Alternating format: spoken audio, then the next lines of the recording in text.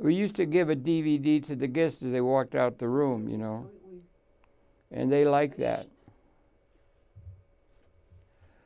Oh yeah, that's pretty cool, actually. Welcome, welcome, welcome, welcome, welcome very much to Conversations here in the end of the year coming around any moment now, and we're talking with Clinton Ignatov.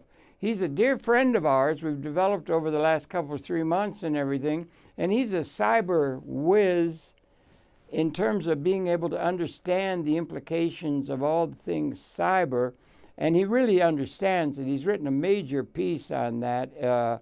That he has on his website, we can talk to that help explains what actually did happen in the development of all things cyber that are so roiling the world now, in a way where the real breakthroughs that occurred, rather than those that are part of the public lore of how that all came to be.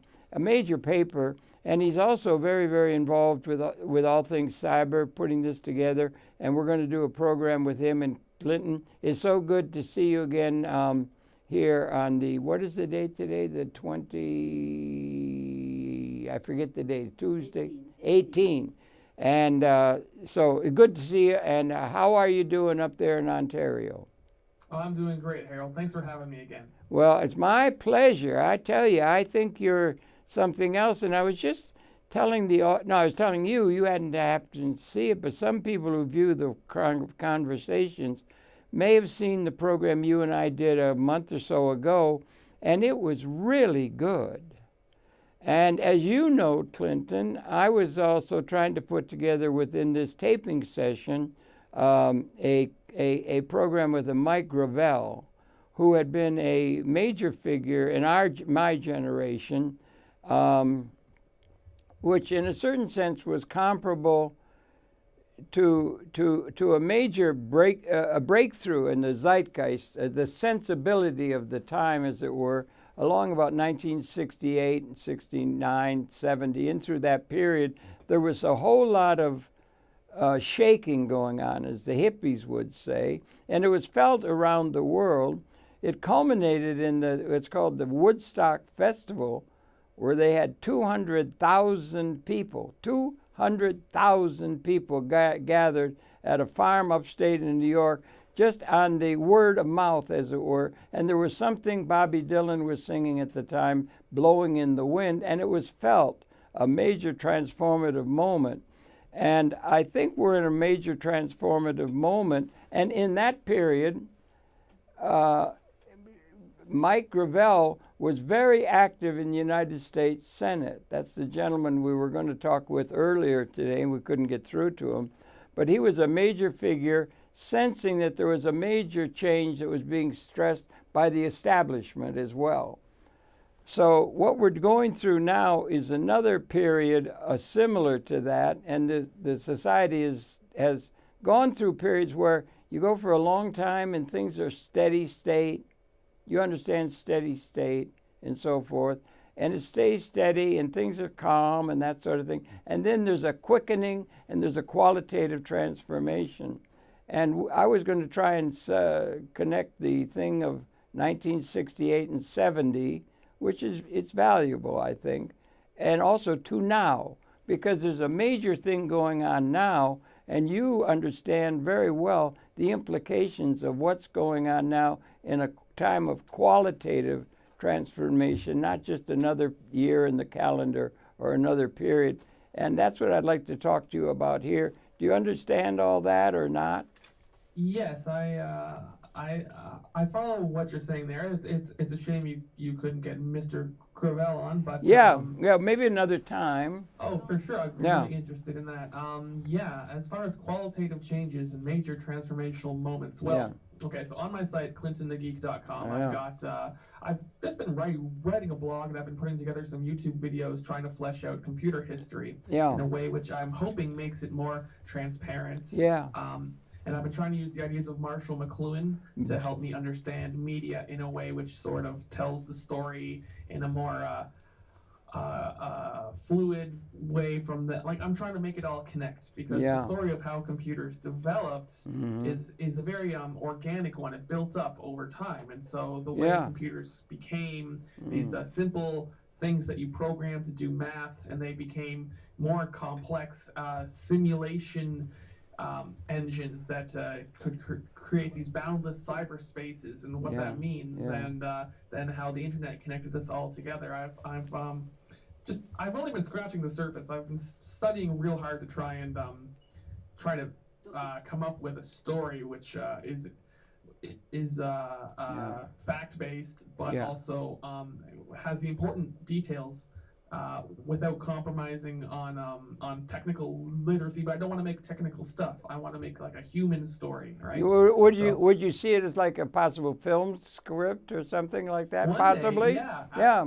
Because that seems to be on the go now, isn't it? You know. Oh, sure. I mean, what I'm doing right now, it's just exploratory. It's just the beginning. Like I'm showing my work as I go. I don't have any finished products yet. I've just been throwing out there my probes, as McLuhan would say. I've been probing the environment, right? So so when the way this connects, I think, very well with your 60s transformational time and now would be that in the 60s, McLuhan was saying how television was changing things. And absolutely. Right? Yeah. So, I think Josiane, our producer, wants to say something. Don't talk too close to the mic. She asked you not to talk quite so close to the mic. All right, I'll. You know how it is with these producers, these movie people. They're so idiosyncratic, and they got to have everything just so. Do you understand? Everything has to be absolutely perfect. These people. There. Now, you know about that, don't you? Yeah. Oh, sure. Yeah. I mean, they're the people who make the things work, right? Well, work right, and they also demand an exactitude, does it not? I mean, we used to be able to scribble things on. We could scribble things on a page and it would work and everything. But now you got to have every damn period and pencil and explanation, everything in a certain personal order. That if you don't have the little dot where the hell it's supposed to be, everything blows up. You know, or something. That's an old person complaining about the demands of the modern era. But Harold, it's all for the sake. Who's going to look bad if your program doesn't come out right and I'm all distorted in audio? It's you. You're the face of this. So she's. Well, okay. She protects me. Oh, my God, I'd be lost. I'd be lost without her. I'd be lost without you. I'd be lost without Mike Gravel. I wanted to get in touch with Mike Gravel because he was a person who was shaking up the politics. And it was an era that the society was feeling something. I think there's a strong feeling abroad in the universe, let's put it, of which we are a spiny speck with the evolutionary process, including us. But everybody senses that it's a time of some sort of qualitative, I don't want to use the word magical, but of a magical quality of transformation from the historical pattern that's been accepted rather lazily, as it were, by humanity. You know, things are loosed. Yeah, things have been, I like that term. Free, unmoored. Yeah, you know? right. So it can be really good if we seize the opportunities and we make the right decisions, or things can all go to pot, right? Well, wait a minute. Yeah, wait a minute. Yeah, okay, go ahead. We could spell that out. You know, what it means to go bad and what it means to go good is something that isn't really very clear in the. We're all wrestling with what we've inherited, which is when we're talking about the future, you're talking about something that is unseen now. It's sense. Well, it's a sense thing. Yeah. Unseen. That's very. Well, I'm trying to get at something that it seems to me the order. It isn't. There are a lot of people who think they know exactly what has to happen in terms of the vote of the election, or that the troops are going to go here or there, or this is going to happen, or this is going to be a winning movie or whatever. But really, these are all implications of what has come out of history, and there's still something sensing that there's something new and different that is aborning. Do you understand? Well, yes. I venture that cautiously, because it's trying to get at something that's so giant in its implication that it's a little hard for us to get our minds around, because we're very much enthralled with all of the institutional framework in which we grew up in which we incorporated, and the extended consciousness that we had with our technology, that's all coming to a certain crescendo of punctuated equilibrium, I think, you know. Well, it's certainly at a level where it's never been before. And Yeah. so when you say our extended consciousness with our technology, I think that's a wonderful starting point. Okay. Because that's exactly what McLuhan saw in the 60s. And I don't mean he predicted it. That's what you hear a lot today. Oh, McLuhan predicted the internet. No, he was looking at his present time in the 50s and 60s. Yeah. And what he saw was the extension of consciousness through telephones, which have been around for a long time. Of course, And extension, right? The fact that the person in the office on the ground floor can call the person on the office on the top and skip through their bosses in the chain of communication was an extension of consciousness that was changing industry. Right? So the level that we're at now, where everyone is carrying a communication device around in their pocket that instantly merges their perceptions with millions of other people in this sort of mass mode. I mean, that's something I've been living in for 20 years. Yeah, now, right. 20. Social media is a new phenomenon in a very superficial way only. The internet's been around for decades, though, and we're really. When do we date it from, Clinton? The beginning of what is to be called the internet. I know Ray Kurzweil was an early person who understood the implications of it. There were a lot of poets and so forth talking about it. McLuhan was in the van. But who were some of the early pioneers of sensing a new qualitative transformation that was aborning in the, let's say, in that period, 86 or 70. That McLuhan, I used to go and try and visit him. I'd never get close to the man. He was really brilliant. And Paul Levinson, our dear friend, was his dear friend of Marshall. And Marshall McLuhan was a giant. There was also another giant of the time, and that was Buckminster Fuller. Have you cottoned on to Buckminster Fuller, you or your generation, or what do you think? I'm still on the library wait list for his book. I think it was called 9 Chains to the Moon. That was one. I did read the operating manual for Spaceship Earth. That's it. Now, what do you call it when you? Mind expanding. Yes, sir. But what do you call it when you get a new computer? You get a thing called an operating manual. Do you not? And so, an operating manual for Spaceship Earth is talking about. What's it all about, Henry? Or what's it all about? You know what I'm saying? Yeah, right. We need. Do we have an operating manual for Spaceship Earth valid for now? And if it is, where is it? Is it in the Library of Congress? Is it in the collective consciousness? Is it the writing of any particular individual? Or how do we deal with it? And then the people who are still in the political realm of a system that is all reified, outdated principles that applied in the past but are being transcended by the future. If you can follow. Well, there are many different fronts. What's interesting for me right now is the way that electronic communication has sort of passed in speed. The public broad conversation of just you and me and anyone else calling each other up or talking together on the internet has been generating stories faster than the traditional sense-making apparatus of the that's a hell traditional institutions. Listen, journalists and governments and think tanks are like horses being pulled by the wagons. What's that? Or no, their tails being wagged by the dog. So right. That's a good expression. There was a Wag the Dog was a great film too. Right. Anyway, So I mean, there was a moment a few years ago when I started to realize that journalists had no clue how to report on internet drama. Now, internet drama is a very loose term for listen, if I'm talking to a whole bunch of strangers and a fight breaks out and everyone sees and everyone piles on and hey, what's going on? And I'll talk about it and rumors spread like wildfire, and then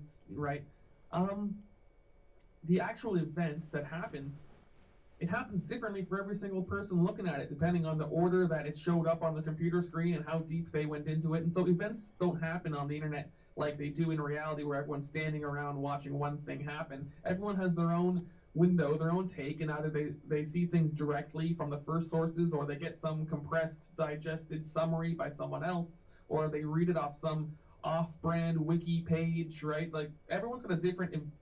So events on the internet are very hard to explain, right? Yeah. Things that happen in cyberspace, it's impossible to get one perspective. You've got a million perspectives on them. Yeah. And when journalists got onto social media, when the news got onto social media, and people tried to start explaining things, the newspapers ended up, and television, right? They weren't able to adapt into that environment very well, and they weren't able to get the story correct all the time to everyone's satisfaction, which is impossible. But that didn't used to matter. Now it does matter because so many people are on the internet that now, the tail is wagging the dog, and sometimes it seems like the news that appeared on television Wednesday was just lifted verbatim from some random person's summary written on an internet comment made on, Tuesday. Yeah. So it's such a strange circumstance that we're in. As a planet, because this is the sort of small scale, peanuts sort of most basest, elementary school level kid drama that ends up happening between very famous people, maybe on Twitter, or maybe on many of the millions of other websites that don't have name brand recognition, household recognition. So the internet, the cyberspace, it's a giant, colossal mess. It's what they call. On it is so hard that anytime you try to tell the story of what happens, someone is going to call you fake news, right? So, they do. The president does all the time and everything, and he's a master. Our current president, is Mr. Trump, is a master and is using all along Twitter. And is there a cybernetic reason that there are 144 characters? Is there something cybernetic that makes that magical? Yes, there is and do you understand what it is? Can you understand the requirement of it in order to have it work? Yes. It couldn't be 2,000. Back in 2005, 2006, when everyone had those flip phones, right? No one had a big smartphone with a big glossy screen yet, right? Right? They had a flip phone, and if you wanted to send someone a text message, it could only be 144 characters. Why? Because it was taking advantage of a little bit of extra space that wasn't being used for anything that existed in the old cellular phone wireless protocol. Oh, that's where it came from, right? That's where it came from. So when they were making cell phone, when you were making cell phone calls in the 90s and in the 2000s, and, it's digital. But there was a little bit of leftover space that wasn't being used in all the packets that were going back and forth. Packet switching, right? Packet switching. Yes. So they decided to use that little extra space. They tried to milk the whole, bandwidth. They started using that to send little text messages in there. And they could see... it didn't cost any extra, right? Right. They were already going out, wasting the space anyway. And they were able to see a very profitable, innovative, new entrepreneurial function, right? Providers were charging 5 cents, 50 cents per text message. High school kids were sending, 30, 40 a day, right? So, it was huge profit. Free money for the cell phone companies to implement text message. So that's how Twitter started. It was based on that. It didn't become an all-internet thing until much later, when everyone started getting the internet on their phone and started getting smartphones. And then as the capability grew for more and more people. What are the other things that make up what they call the social media? YouTube would be that. Sure. Google, would that be it? Or yes. Social media came in Web 2.0. So now here's the thing. It's a bunch of marketing buzzwords. What happens is, because computers are a big business, every few years all of Dilbert's pointy-haired bosses have to come up with a new slick marketing buzzword to sell people the same old thing in a new wrapper, right? So this brand new cool thing called social media that uses the cloud on Web 2.0, right? Whoa, right? That's all just a bunch of marketing jargon for the same old thing, slightly tweaked. Social media is basically websites that also come with apps on your phone, so you can buy an iPhone or you can buy an Android phone like from Samsung or something. And those, you just install the app from the App Store, and then now you've got the top 10 apps. So I'm going to install Instagram and Twitter and Facebook, and they're all corporate run websites. Which I mean, they tried to do that in the early 90s. In the early 90s, did they really? See, here's what happened. Yeah. You understand what happened is in the early 90s, there were these companies selling people online services. They were called online service providers, OSPs. So it would be AOL, CompuServe, Prodigy, and it's like, okay, we're going to get you into a big internet-like system, but we're going to run it, and it's going to be run by our corporation, and you're going to use our services, and people will type the AOL keyword to get somewhere and somewhere. Right.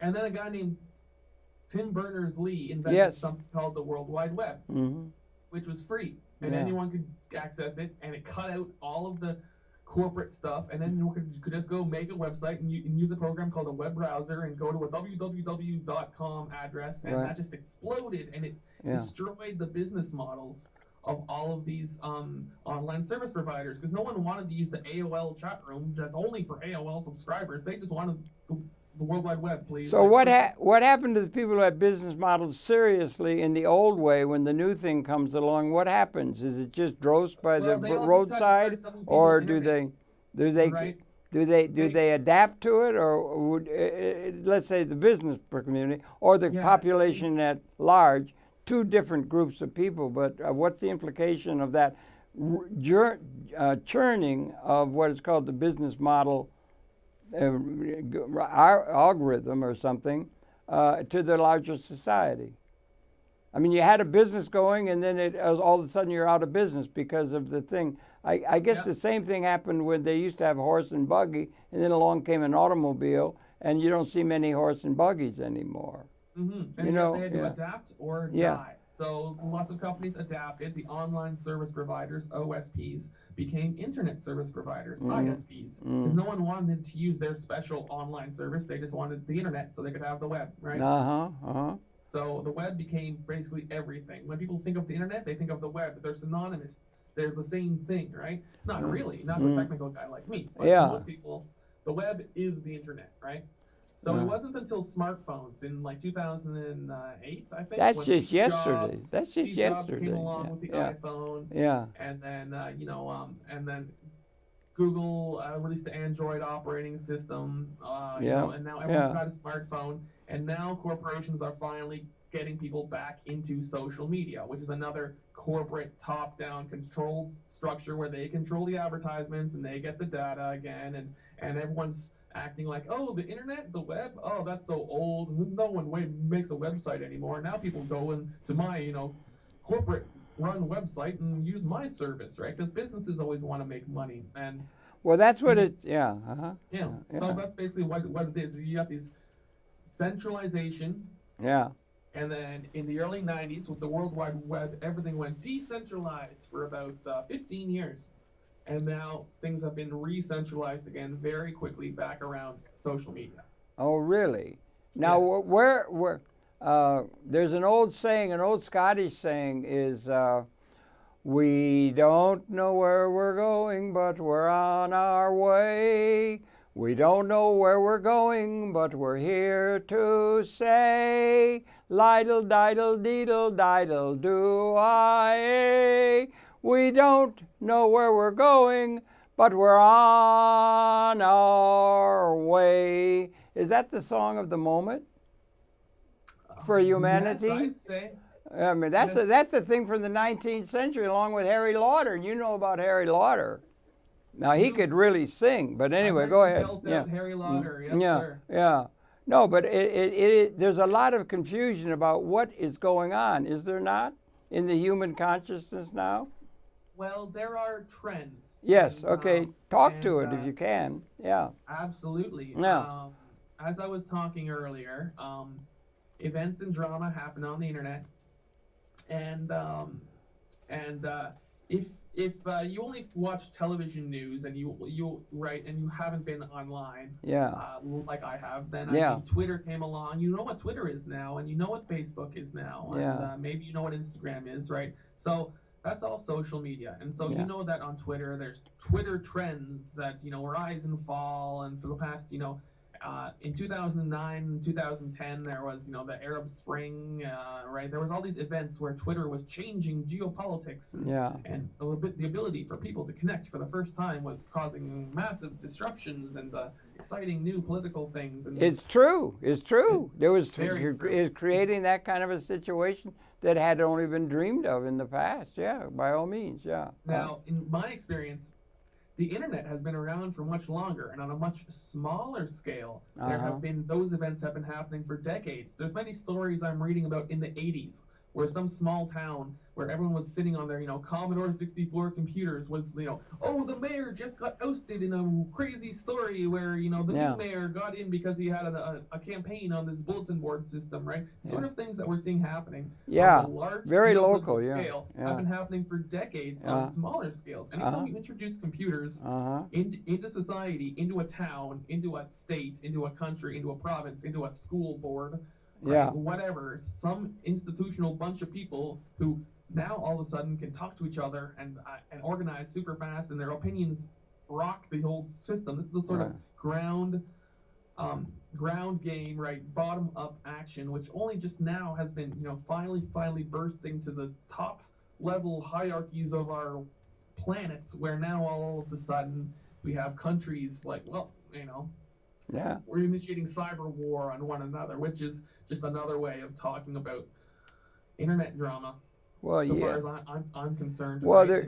those the dynamics haven't changed. What's changed is the scale. Well, it's all real. What they call in the politics of the world, it's all realpolitik, and that is whoever's got the biggest club, or army, or atomic weapon, can conquer the other, and set up a system where they get all the goodies, and then they also have a number of people to be their loyal serfs, like feudal estate serfs on the feudal estates after Rome.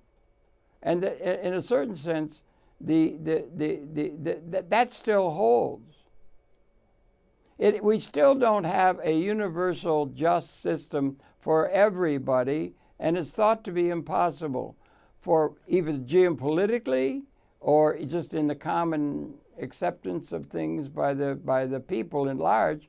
In order for one to get an advantage, or in a market it makes sense, but to get an advantage, somebody else has to lose. There's not enough for all, never can be, never will be enough for all to be seen to be in a condition of, let's just say materially, non-scarce attitude toward the environment around them. Can you understand what I'm saying? Well, I understand. So my my American civics lessons have been learned through casual internet conversation over 20 years, talking to Americans and reading their comments on news stories for 20 years. So my understanding is, I take this from some Canadian who heard it in a bar, more or less. But the idea of the states as different laboratories for different systems, right? All 50 states can all try different things. I think we're in a time where we need to see different experiments being held at which level of the systems do we need to see zero-sum games changed into win-win situations, or at what scale do any sort of social interventions or government interventions or philanthropic interventions, yes, we're at a time where more data on more different ways to tweak the systems which we have inherited, which have given us what we have so far, seems to me to be right. Now, very, very, very well said. Although I think you jumped over a little bit quick that zero sum. That idea of zero sum has been characteristic of the thinking of Homo sapiens, and it is still. If you were to take a survey or an understanding of the consciousness of people, it's still assumed that if one wins, somebody else has to lose. There's not enough I wonder if and that principle is still held in the consciousness of the people as sacrosanct almost, and it can't be anything else because everybody can see that there's some people living very well and a lot of people who can hardly put food on the table, and that's just the way it is, and that's the way it has to be. Do you understand? That's something that reifies the outdated institutions that go back, well, at least a couple thousand years in terms of the civilized world. Now, I'm not an expert or a scholar or an academic with a degree in any of these fields, but off the top of my head, I'm thinking, if it's human nature to have zero-sum games, that might be why we have zero-sum games. They're called war games. Sports, for instance. Competition is so popular. It's probably to some degree in our genes. I mean, if we don't have an actual person attacking us, an actual threat to our life, I swear, some people will just make one up or imagine one just to fill the void of their, at some baser level. Evolved on this planet, we need a threat because we expect it, because they were so part of our world that we evolved in. Yeah, we'll conjure up a threat in perfect security just to have something to protect ourselves from, right? Yeah. So, and that's assumed as an everlasting, forever reality that can't be ever anything else. You can never have a situation where there is enough for all so that the whole of the population of the world is able to be what is called in loose terms a have. And yet our scholars and our intellectual leaders and everything testing some of the algorithmic possibilities it's within our reach to be able to transcend that assumption that it always has to be zero-sum, and that we are able to have a situation which might be able to introduce universal justice for the whole of the human society and the environment, which has never been available to the organic evolutionary process on this planet in our lifetime. They sensed it in 1968 at Woodstock. They're sensing it now among the youth. Maybe. For that dream. Yeah. That dream is the sort of thing which would need to be constrained to within what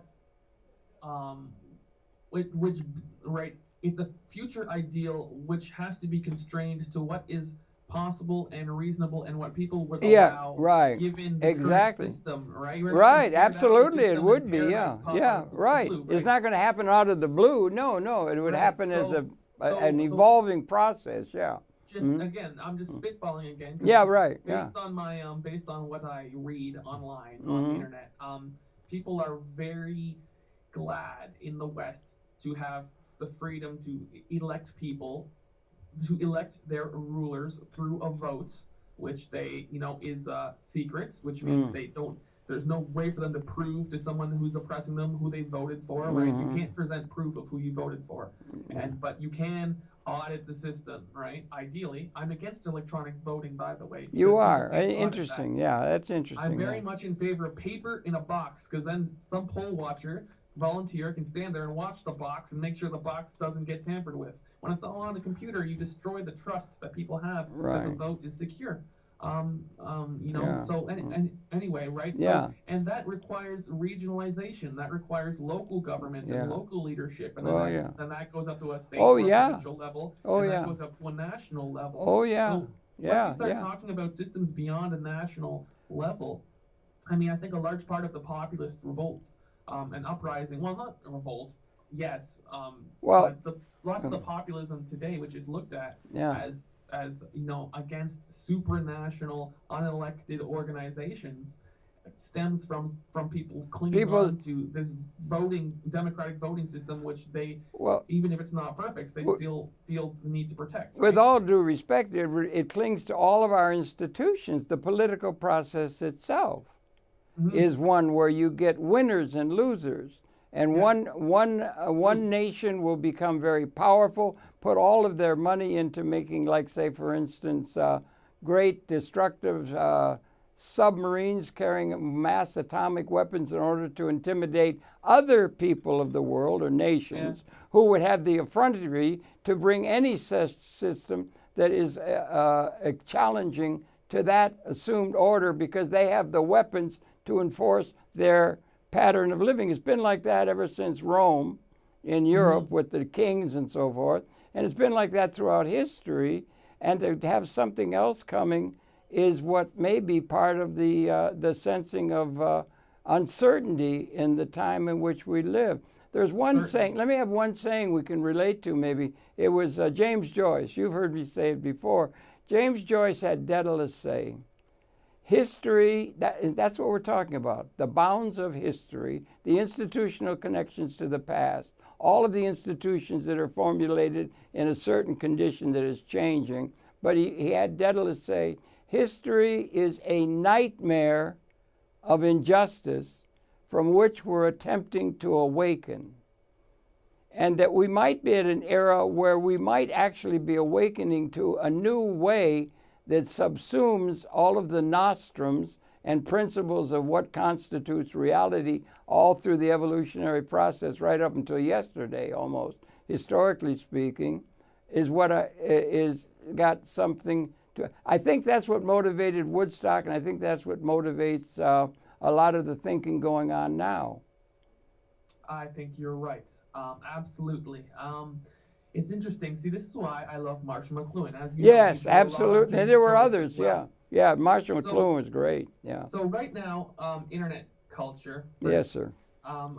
Is really getting into psychology. There's been lots there's been lots of events happening. Of a Canadian psychologist named Jordan B. Peterson is huge, exploding onto the scene, touring around the world. He's leading a group of people called the Intellectual Dark Web, who are questioning, all these sacrosanct, politically correct ideas. Really? Spell that again. Could you put it out for the audience? Sure. Yeah. Jordan B. Peterson. Check him out. So he is a Jungian psychologist, among many other things. But the reason I like McLuhan is because McLuhan has a very different view of the unconscious. McLuhan sees what's unconscious in a person, not just what's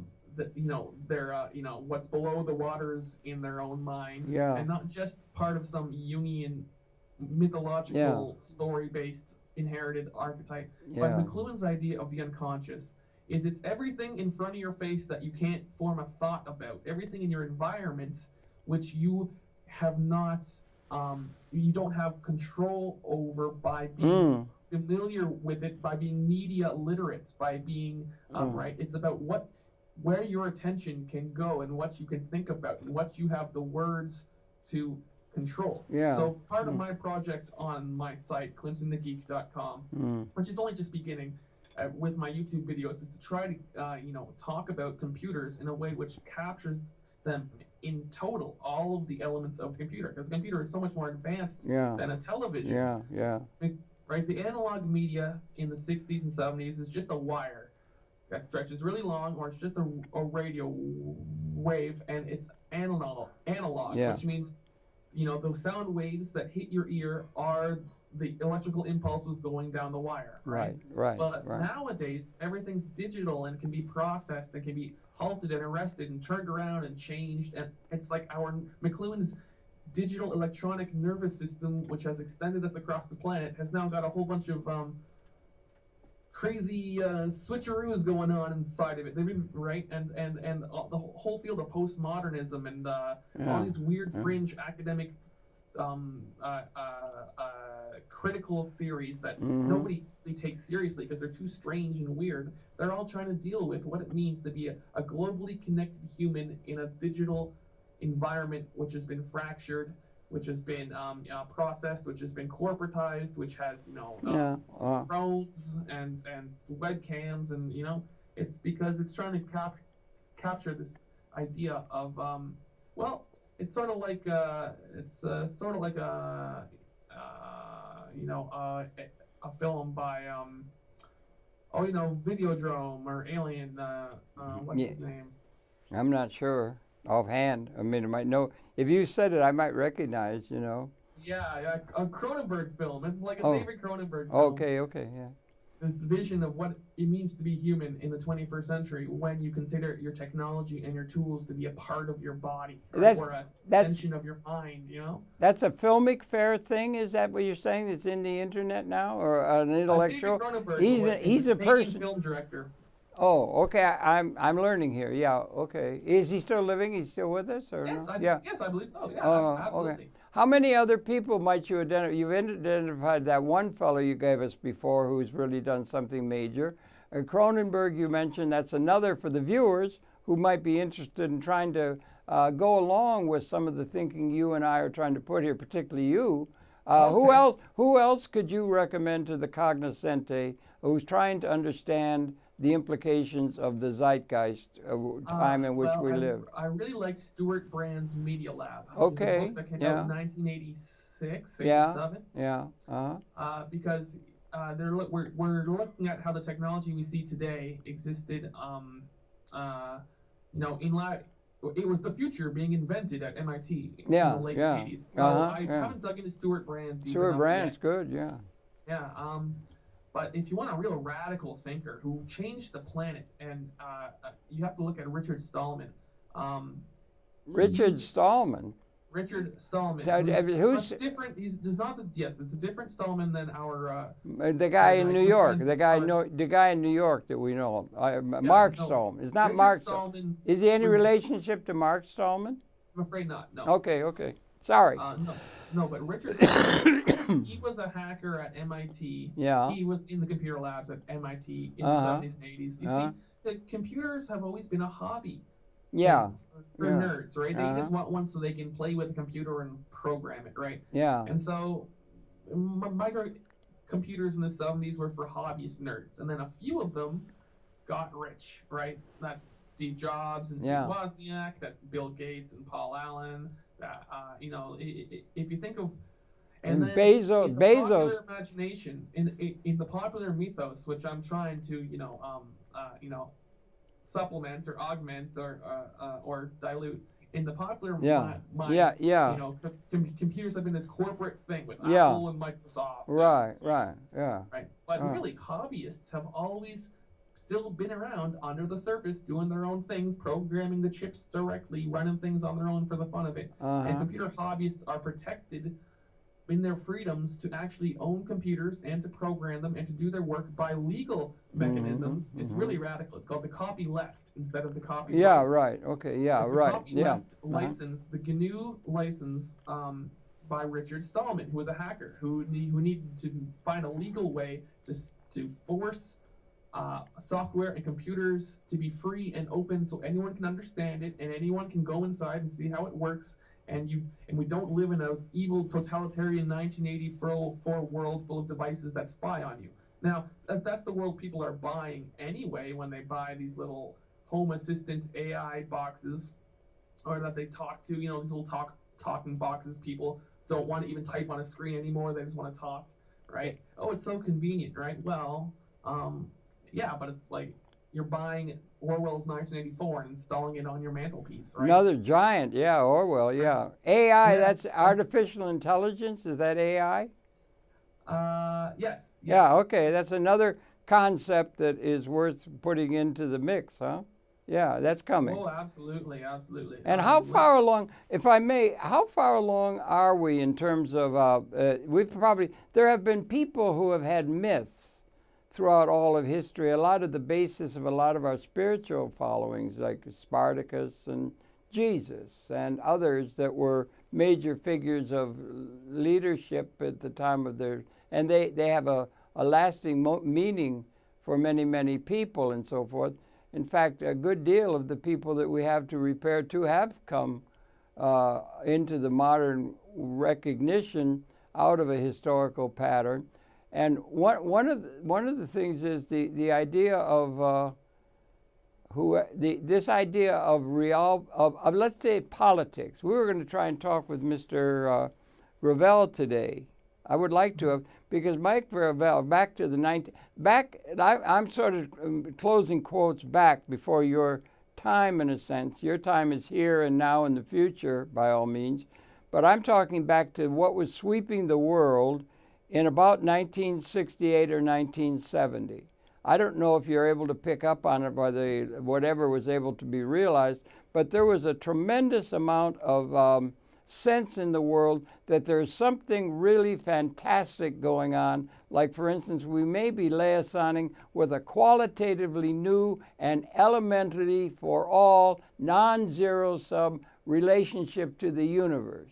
That was the kind of talk you got at, Yes, 600,000 people spontaneously gathered. 600,000 hippies spontaneously gathered at Woodstock at that time, and there was something about that age that was major. Now, in the political context, Mr. Gravel was in the Congress at that time, and Mr. Gravel was a man who was talking about we've got to get real, honest-to-God power and influence and importance into the mass of the population rather than just their supposed leaders, their political leaders, which is the game of the political process in the elections, Republican, Democrat, and all that kind of thing. You know what I mean? It was a time of major transformation, and what we're trying to get at the people who are the leaders of not dealing with the inherited institutions, their good and bad,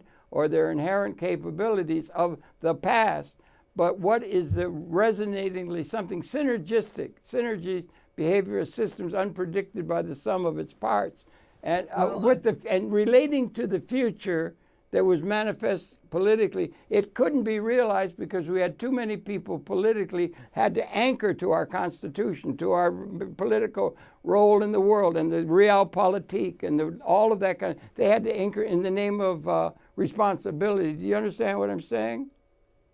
Can you understand? They weren't able to realize a political transformation of elemental justice, and we do not live in a world now of elemental justice for the whole of the population. People are starving all over the place, needlessly perhaps, because we don't have a system that can articulate, much as less put into place, something that can take care of everybody, that we may now, for the first time in evolution, have the abstract technological capability of providing for everyone, and we daren't look at it because we're all busy reifying the outdated institutions that link us to history.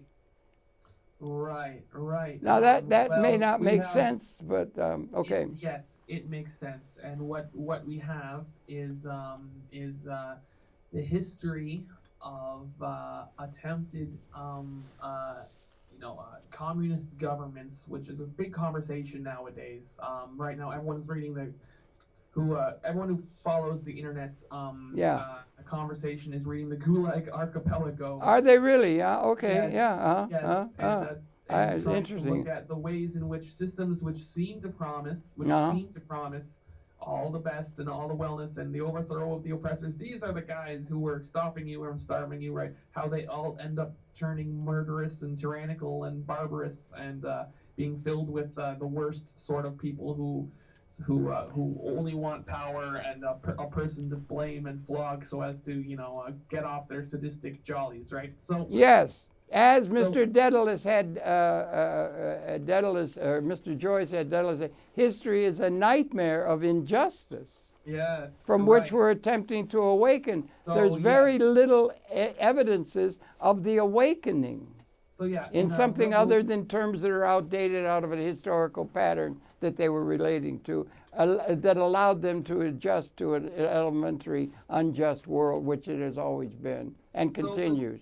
McLuhan very often said that the amount of information outside of the classroom, and again, he was talking about the 1960s, but the amount of information outside of the classroom was so much greater than the amount of conversation within the classroom that schools are going to go obsolete. Yeah. If they don't, right, they're going to have to massively change to be places of co-discovery instead of being places that, try to inscribe on the brain pans of kids what they need to know, right? Yeah. And now the internet has just made that so amply ridiculous that all the conversations that happen online, which are unfiltered and are rough and cover the extremes of we're talking about a small sample of every ridiculous belief system and every ridiculous freewheeling idea is represented on the internet somewhere. And well, let's get them all up on the table, right? Well, they all show up on Twitter, and half of them get banned for hate speech, and half of them get, they all fight over each other, trying to get corporations to, no, you need to police those guys when we say it, we're the good guys, we need to, right? So the internet is eating itself right now over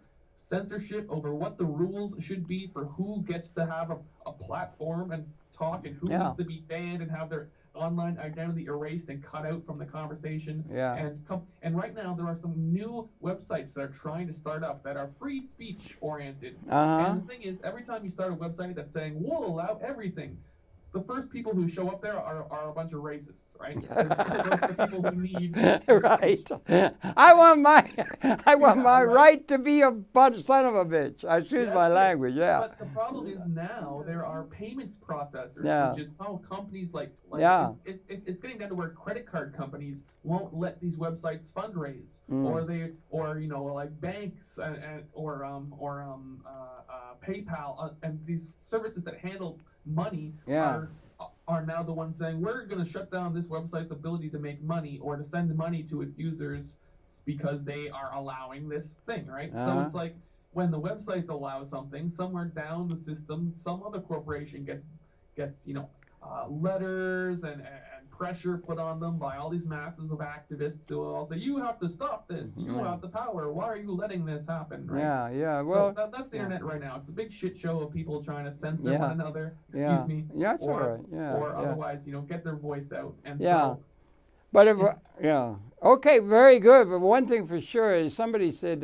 spare us from living in an interesting time. That's shot to hell. This is really an interesting time we live in, and it might be a time of qualitative transformation that we're going through. I suppose it's been 200,000 years we've been here, 10,000 generations, and it's a little bit abrupt or arrogant to say our generation or the generation of maybe my grandchildren, something like that, giving a little tip of the hat to historical patterns and so forth, are the ones that are really going to set this thing together, because we've got new understandings that are oriented toward the future and not reifying the past with all of its injustice, and recognize that the system is unjust.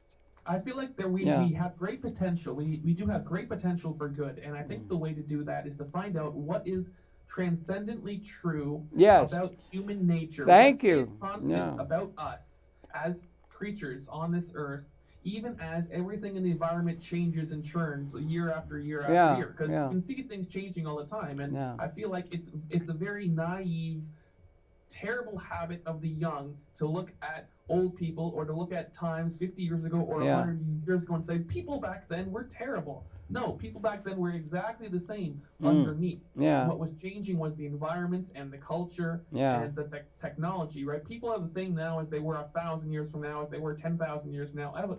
Evolution is a very, very slow process. It is indeed. That's for sure. So I feel like thinkers who are able to, using their imagination, to think back into the past and understand something true, something firm that stays constant about human nature from the past all the way to the present. And that can mean even just someone like yourself, sir, who's seen a lot of change, but what stayed the same in the world in the time you've grown up? Because while everything else was changing, there was some solid ground to walk on.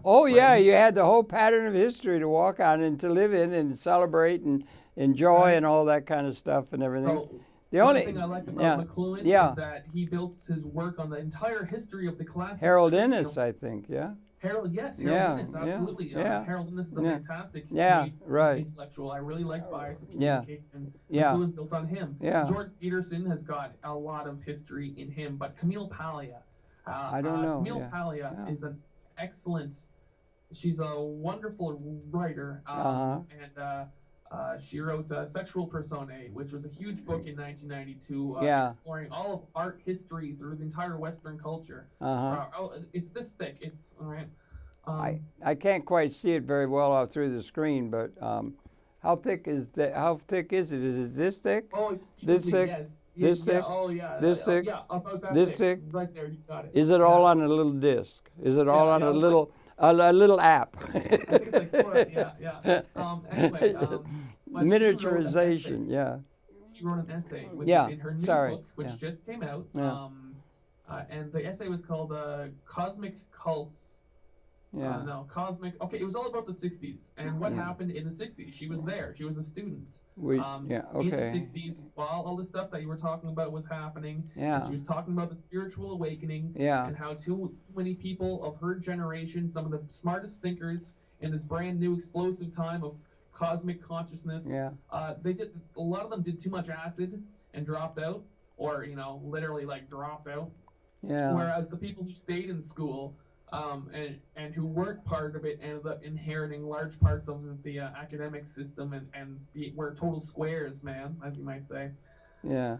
Well, that might well be, and it reifies that, and that's a place where people can go. I think the people go, by and large, across the back. I was a professor for years and years and all that kind of stuff and everything. Yeah, you were like a pretty radical professor, right? I was. I used to be very sort of, I didn't like the idea of grading. There was a fellow here at MNN who started this, a man named George Stoney. He was a giant of a man, beautiful guy, and he was a filmmaker extraordinary. He started Manhattan Neighborhood Networks, among many other things. But he lamented to me toward the end of his life that he was getting upset with the students because they would come in almost frantically, and there would be things to learn about filmmaking that are worth having in your oeuvre or in your collection of thinking and skills and patterns you could see and exciting things and everything in the filmmaking process. And they would be coming in breathless to his class at New York University, and they would be saying, in a sense, he probably overstated it, but he said, Mr. Stoney, what do I have to do in this class to get an A? I have to have a class in this class to get an A, so I am on the border. I might get accepted by Harvard Law School, and if I get accepted to Harvard Law School on the track toward the way the winners are identified, I'll be able to make a lot of money. And they'd be able to get very, very interested in the the ability of education to be a way to get a better chance on getting a good stream of money. The cybernetics are going now that they're likely to cut off, Elon Musk and so forth, the labor contribution to production, and they're going to have to need some sort of new way of building buying power into the masses. But that's a big power. That's got to be another. Capitalism talking. There. Yeah. You said the labor contribution, so therefore the capital contribution has to go up, right? Well, I would. I think they're going to have to be related to the way things are actually being produced when the people aren't going to be needed as serfs, specialized serfs on a feudal estate where the assets are all owned by a few people at the top. We've run out of time, my brother. We're going to have to catch up with you later. Have a wonderful Christmas season. And we'll be in touch with you. And we wish that out to everybody viewing now. Have a wonderful, wonderful season, holiday season, and try to get around a couple of 4 or 5 or 6 year olds. They're absolutely honest and they have no artifice. We could learn from the 4-year-olds and 5-year-olds. Yes, we can. Okay. And check out the McLuhan Institute. By all means, we will. We'll put that up for it. Okay, well, thank you very, very much. And we'll, again, wish that out to one and all besides our guest, who is Clinton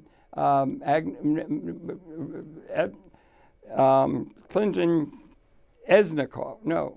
Ignatov, right. A major fellow who's following these things very adroitly and in a leadership way, I would say. Get in touch with this young man. Okay, once again, thanks very, very much indeed. Happy holiday to one and all. Okay, I guess that's